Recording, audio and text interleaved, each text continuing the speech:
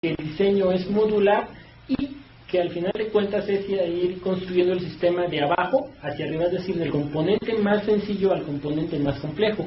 En cuanto al diseño del software, lo que tenemos es recursos limitados de memoria y de ancho de banda. En una computadora, pues nosotros tenemos casi una memoria virtual ilimitada, pero en un FPGA lo que tenemos son memorias del orden de algunos kilobytes, y entonces esto limita un poco el poder diseñar programas que sean muy grandes. Siguiente diapositiva, por favor. En cuanto al tipo de procesadores embebidos en FPGA, les había comentado anteriormente que nosotros tenemos dentro del FPGA diferentes elementos lógicos combinacionales y secuenciales. La tendencia actual es que dentro de esos componentes que van dentro del FPGA también es posible integrar microprocesadores de propósito general. ¿Cuál es el objetivo principal de este tipo de tener este tipo de tecnologías dentro del FPGA? Que nosotros podemos dividir nuestra aplicación en la parte que nosotros podemos paralelizar y la parte que es secuencial. La parte que es secuencial corre en el microprocesador de propósito general, y la parte que puede ser paralelizada puede estar ejecutándose en la parte del FPGA que tiene la lógica los LVs. Básicamente hay dos tipos de procesadores embebidos en los FPGAs. Uno es los hardcores, que este es un componente físico dedicado que está separado de la lógica. Un ejemplo de esto es el PowerPC 405 de Xilinx, y el otro tipo son los softcores, que este es construido a partir de la lógica que está disponible. Entonces, de ejemplos de este tipo de cores son el Xilinx Microblaze, el Xilinx Picoblaze y el Altera Neos. Siguiente diapositiva, por favor. Entonces les comentaba que PowerPC es un procesador hard. ¿Qué quiere decir esto? Que este tipo de procesadores ya está definido dentro del FPGA. Ahí lo que vemos en la diapositiva es que ese bloque ya está fijo y su funcionalidad no puede ser cambiada. Generalmente este tipo de procesadores es un procesador de 32 bits que puede operar hasta 300 MHz, a una frecuencia de 300 MHz. También otra de las ventajas es que puede haber hasta 4 procesadores dentro de un dispositivo FPGA. Siguiente, por favor. En cuanto a los softcores, les había comentado que uno es el Microblaze. La ventaja de este microprocesador es que no necesariamente tiene que haber un espacio reservado para él dentro del FPGA, sino que se construye a partir de los elementos lógicos que están disponibles dentro del FPGA. Este es un procesador de 32 bits cuya frecuencia máxima va por arriba de los 220 MHz. Este tipo de procesadores, la ventaja es que nosotros, si tenemos un FPGA muy grande, nosotros podemos definir cuántos procesadores como sea necesario. Entonces, imagínense que nosotros pudiéramos asignar 100 procesadores de este tipo a un FPGA. Nosotros podríamos asignar el procesamiento de una neurona a cada uno de esos procesadores, y por consecuencia el procesamiento obtendríamos una ganancia importante en cuanto a desempeño. Siguiente diapositiva, por favor. En cuanto a procesadores softcores, también les había comentado que había otro procesador, que en este caso es el Picoblaze. Este procesador es un poco más modesto con respecto al Microblaze, ya que es un procesador de 8 bits. Contiene 32 registros de 8 bits, donde se pueden programar 49 diferentes instrucciones de 18 bits, y nos puede direccionar hacia 256 diferentes puertos. Siguiente diapositiva. Bueno, la tercera parte de mi plática va a ser la implementación de tecnologías de aprendizaje automático sobre FPGAs. ¿Por qué es interesante implementar redes neuronales en hardware? Bueno, básicamente aquí los procesadores incrementan su desempeño cada vez más, pero aquí los problemas es que hay técnicas de procesamiento paralelo que pueden generar el desempeño de este tipo de aplicaciones. ¿Qué pasa? Nosotros podemos tener un procesador que es muy rápido, pero al final de cuentas, si la naturaleza del procesador es ejecutar todo de forma secuencial. Si nosotros no estamos haciendo uso de técnicas de procesamiento paralelo, entonces realmente podemos tener procesadores que sean muy rápidos, pero darle cuenta para ejecutar todo secuencialmente, pues pueden ser muchas veces más rápidos y no vamos a obtener una ganancia significativa. Entonces, también la otra respuesta que va por el lado del por qué implementar este tipo de tecnologías en hardware es porque se requieren aplicaciones altamente especializadas. Vemos que una computadora de propósito general es algo que nos permite resolver tareas de casi cualquier índole, mientras que un dispositivo FPGA me permite resolver de forma eficiente una tarea muy especializada. Y también con esto es posible poner este tipo de tecnologías al alcance de cualquier aplicación comercial. Siguiente diapositiva, por favor. Entonces les comentaba también que el modelo de procesamiento de una red neuronal está inspirado biológicamente. ¿Qué quiere decir esto? Que hay millones de ya vimos que en un cerebro biológico lo que tenemos es que hay millones de neuronas que están procesando de forma distribuida. A diferencia de una computadora, que lo que tenemos es un modelo estrictamente secuencial. Entonces, básicamente este modelo se denomina modelo de von Neumann. Este tipo de modelo básicamente está basado en una memoria de datos de programa que va y lee una instrucción, esa instrucción se decodifica, se ejecutan sus operandos y se hace un proceso de escritura de los resultados hacia la memoria. Y posteriormente se lee así en instrucción y así en un ciclo infinito. Entonces, básicamente, el modelo de procesamiento que nos ofrece la computadora no es el modelo adecuado que necesita una red neuronal. Entonces, los FPGAs proveen de una alternativa adecuada para este tipo de procesamiento, para estas necesidades de procesamiento. Siguiente, por favor.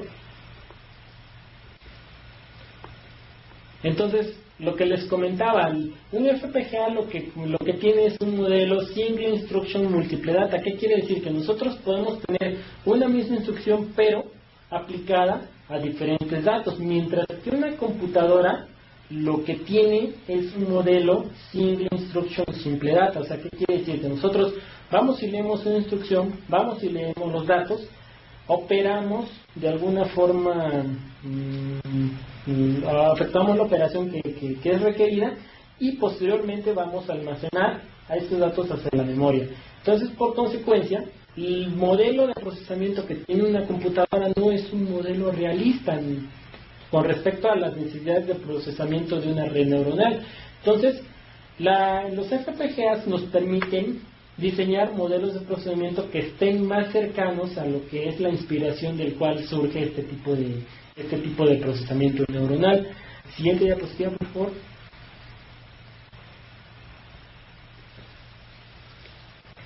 Entonces, bueno, aquí lo que tenemos es una implementación basada en FPGA del algoritmo de backpropagation.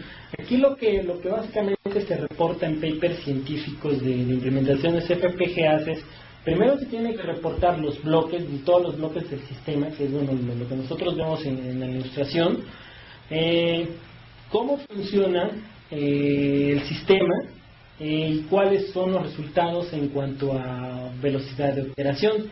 Entonces ahí lo que vemos en el bloque es básicamente el elemento procesador que está conectado a una memoria y que a su vez está conectado a un conjunto de memorias que permiten el almacenamiento de los datos. A su vez hay un controlador del bus PCI que permite de alguna forma extraer los datos que están almacenados en las memorias y posteriormente conectarse con otras memorias que están de forma interna. Entonces, este tipo de implementación tiene una frecuencia de operación de aproximadamente 35 MHz y los procesadores pueden declararse varios procesadores en paralelo, donde aquí los procesadores obtienen información o datos de izquierda a derecha. Siguiente diapositiva, por favor. En donde lo que tenemos es un arreglo sistólico en este caso puede haber tantos procesadores como espacio disponible se tenga dentro del FPGA. El rendimiento de esta aplicación es 5 gigaflops, o lo que es uno mismo 5 giga operaciones flotantes por segundo. Entonces ahí lo que tenemos es que cada procesador, dentro de cada procesador se puede definir el modo de operación y de direccionamiento para efectuar el procesamiento de cada una de las neuronas. Ahí lo que tenemos es un arreglo de procesadores en donde a mayor sea el número de procesadores que se requieren, pues a mayor sea la aplicación, pues se va a requerir un mayor número de procesadores. Siguiente diapositiva, por favor. En cuanto a la implementación de redes neuronales pulsantes, lo que tenemos es el trabajo que nosotros hemos estado haciendo aquí en el instituto. Básicamente nosotros tenemos módulos que están trabajando en paralelo. Nosotros ahí en este caso, este diseño que nosotros estamos presentando es nuestro. Ahí lo que tenemos es que nuestro procesador principal es algo que se denomina procesador de capa.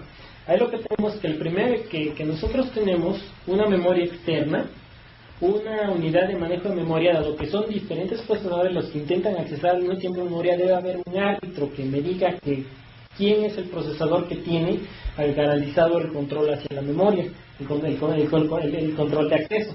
Posteriormente, cada uno de esos procesadores pueden definirse tantos procesadores como sean necesario, y dentro de esos procesadores nosotros tenemos procesadores neuronales trabajando en paralelo.